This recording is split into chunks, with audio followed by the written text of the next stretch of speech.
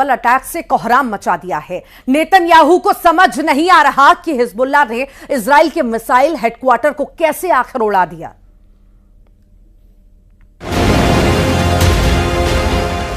उड़ा दिया इजराइल का मिसाइल हेडक्वार्टर।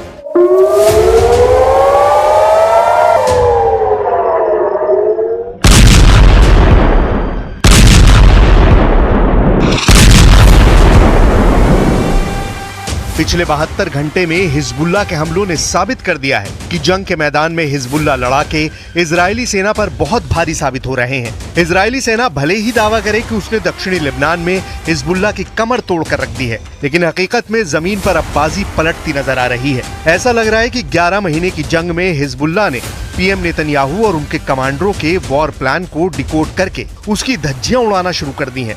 हिजबुल्लाह का सबसे ताजा हमला इजराइल के सफाद में हुआ, जहां आईडीएफ का एक गुप्त अड्डा मौजूद था। हिजबुल्लाह का दावा है कि उसने तिब्रियास झील के उत्तर पश्चिम में स्थित इजरायली सेना के मिसाइल हेडक्वार्टर को भयानक ड्रोन हमलों से तबाह और बर्बाद कर दिया है।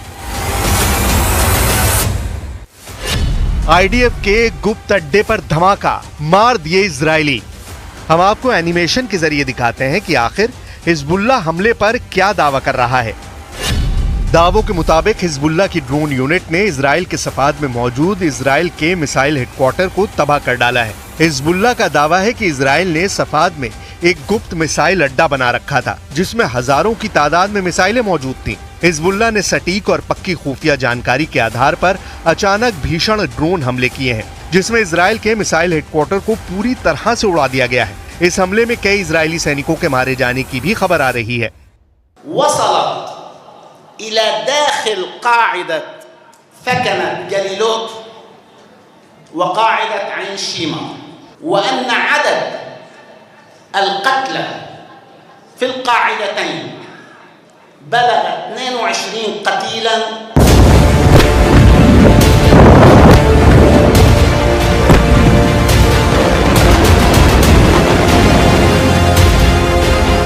इधर इजरायली सेना ने हिजबुल्लाह के दावों पर कोई प्रतिक्रिया नहीं दी है। इजरायली सेना अभी भी दक्षिणी लेबनान पर भीषण हवाई हमले करने में जुटी है। पीएम नेतन्याहू भी हिजबुल्लाह के हमलों पर चुप्पी साधे बैठे हैं, लेकिन हिजबुल्लाह ने यूरोपियन और मिडिल ईस्ट के टॉप सूत्रों से पता लगाने का दावा किया है कि उसके हमले से इजरायली सेना को भारी नुकसान हो रहा है। अब आप ये देखिए कि हिजबुल्लाह लड़ाके इजरायली मिसाइल डिपो को उड़ाने पर और क्या क्या दावे कर रहे हैं।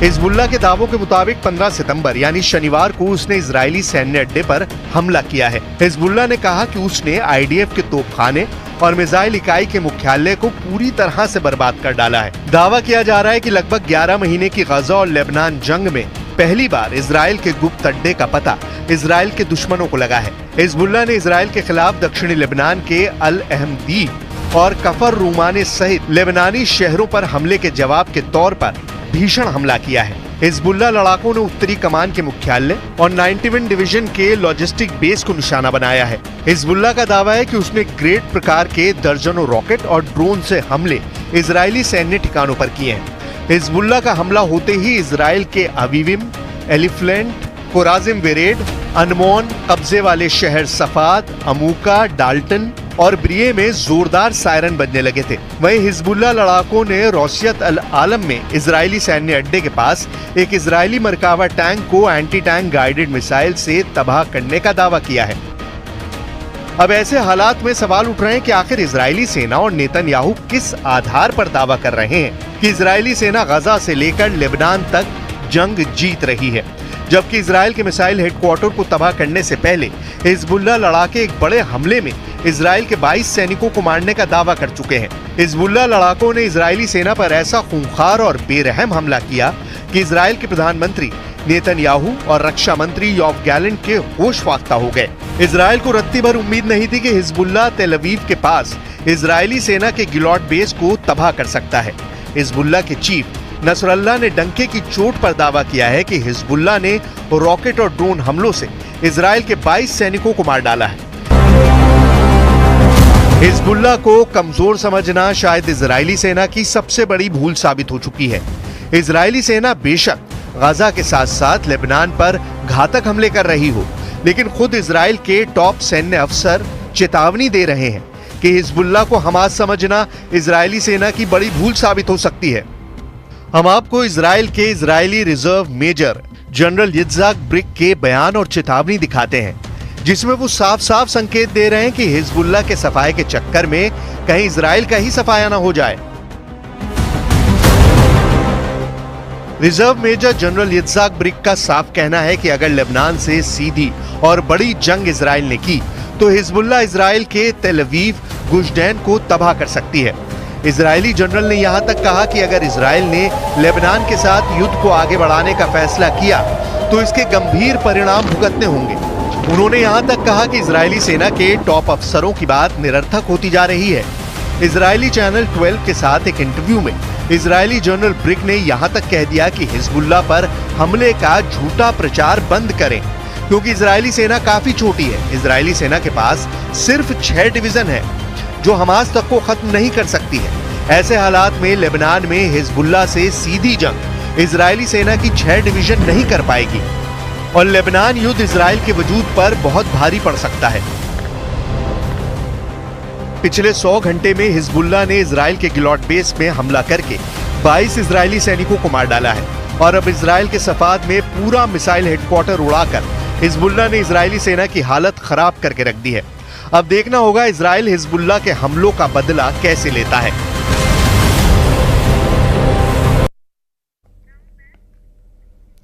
गाजा में इजराइल ने ताजा हमला किया है और इस हमले में 18 लोगों की जान चली गई। इजराइल के प्रधानमंत्री नेतन्याहू ने गाजा में हमले के तेज करने के जो ऑर्डर पास किए हैं उसके पीछे की वजह समझना भी बहुत जरूरी है। इस स्पेशल रिपोर्ट में देखिए नेतन्याहू ने इजरायली डिफेंस फोर्स को नया ऑर्डर क्या दिया है और कैसे लंबी खींचती जंग को लेकर कहा जा रहा है कि इसका नतीजा बस आने ही वाला है।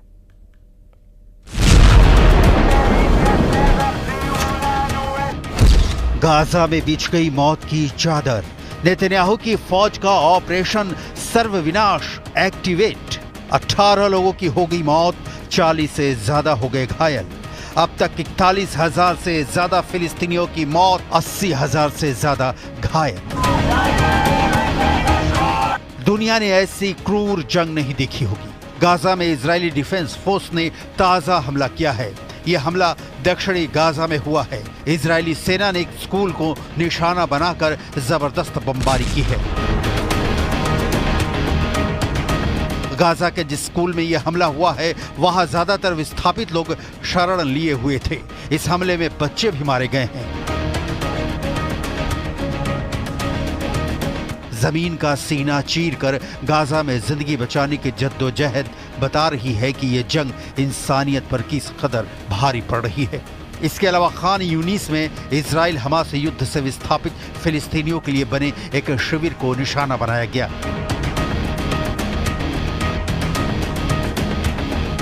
इजराइल के प्रधानमंत्री बेन्यामिन नेतन्याहू जल्दी में हैं।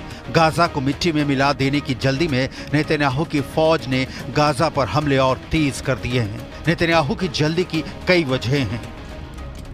पहली वजह, 11 महीनों की लंबी जंग से इजराइल की जनता उकता चुकी है।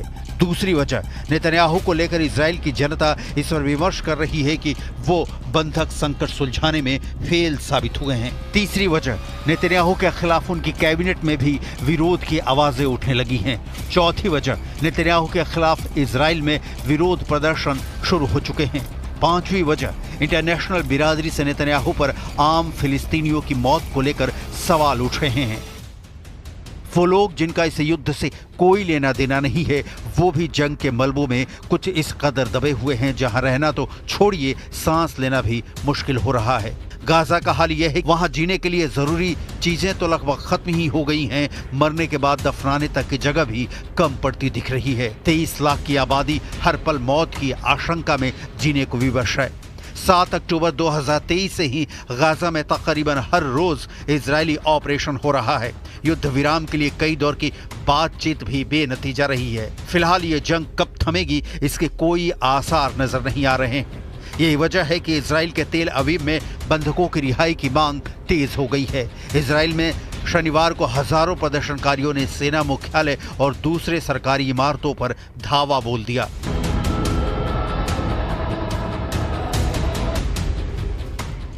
इस दौरान प्रदर्शनकारियों ने प्रधानमंत्री नेतन्याहू के खिलाफ नारेबाजी की और गाजा में बंधक बनाए गए 100 से ज्यादा बंधकों की रिहाई के लिए हमास के साथ शांति बनाने का दबाव डाला।